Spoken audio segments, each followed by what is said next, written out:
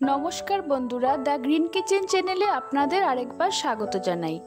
আমার আজকের recipe mixed veg বা পাঁচমিশালি সবজি। বাড়িতে যে সকল সবজি থাকে সেই সকল সবজি দিয়ে আজকে আমি একটি রান্না প্রস্তুত করব। এখানে আমি নিয়েছি মিষ্টি কুমড়া, নিয়েছি ঝিঙে, কিছু পুঁই শাকের ডাঁটা, নিয়েছি একটু বাঁধাকপি, আলু, দুইটা পটল আর দুইটা কাঁকরোল। অন্যদিকে আমি নিয়েছি একটা কাঁচকলা আর দুইটা টমেটো। আমার বাড়িতে এই সবজিগুলি ছিল। এই সবজিগুলি দিয়ে আমি এখন একটা সুস্বাদু পদ তৈরি করব, যেটা ভাত কিংবা রুটির সঙ্গে আপনারা অনায়াসেই খেতে পারেন। এখানে আমি 3টে কাঁচা লঙ্কা আর অল্প একটু আদাকে বেটে নেব। প্রথমে আমি কড়াইয়ে তেল দিয়ে দিচ্ছি। সবজি অনুযায়ী আপনারা তেলের পরিমাণটা কম বেশি করতে পারেন। তেলের মধ্যে 3টা শুকনো লঙ্কা ফোড়ন দিয়ে দিলাম। তারপর দিয়ে দিচ্ছি 4 থেকে 5টা তেজপাতা। শুকনো লঙ্কা এবং তেজপাতাটাকে হালকা আঁচে ভেজে নেওয়ার পর দিয়ে দিচ্ছি 1 চামচ 5 ফোড়ন। এখন চুলার আঁচটা কম রেখে আমরা অল্প খানিকক্ষণ ধরে এটাকে ভেজে নেব। তারপর আমি কাঁচা লঙ্কা এবং আদার পেস্টটা এখানে দিয়ে দিলাম। 2 চামচ মতো হয়েছে।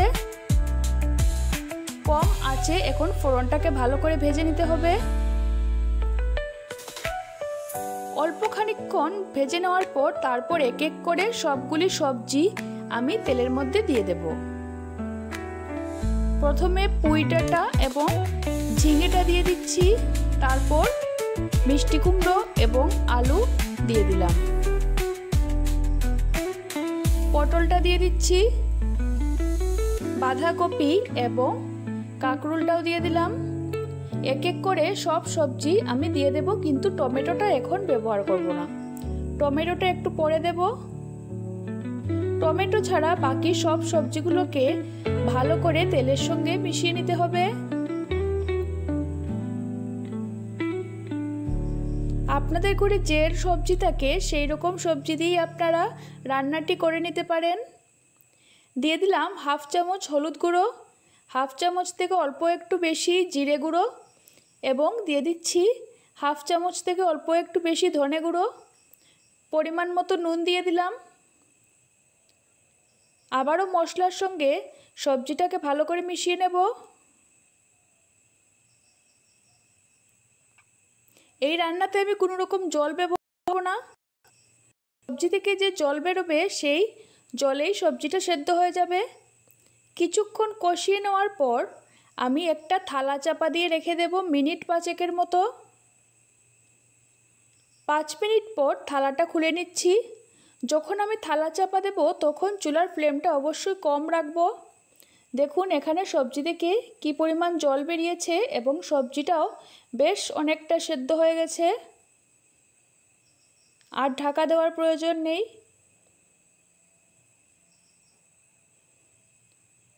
ভালো করে নাড়াচাড়া করে নেব।